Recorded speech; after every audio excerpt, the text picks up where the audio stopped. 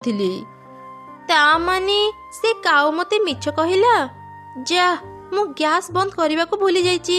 ଚାଲ ସମସ୍ତେ ଶୀଘ୍ର ଘରକୁ ଯିବା। ଚଢ଼େଇ ତା ମା ଆଉ ତା ଛୁଆ ସହ ଶୀଘ୍ର ଘରକୁ ଫେରିଲା।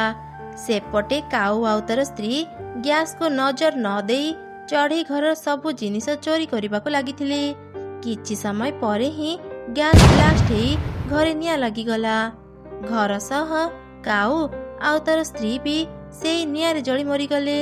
ସେତେବେଳକୁ ଚଢ଼େଇ ବି ସେଠି ପହଞ୍ଚିଗଲା। ବିଚରା କାଉମାନେ, ମତେ ମିଛ ନ କହିଥିଲେ ଆଜି ଏମାନେ ଏମିତି ମରିନଥାନ୍ତେ।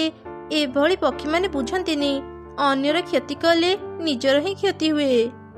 ମା, ଏବେ ଆମେ କୋଉଠି ରହିବା? ଆମ ଘର ତ ଜଳିଗଲା। ଆଜିଠୁ ଆମେ ଏଇ କାଉମାନଙ୍କ ଘରେ ରହିବା।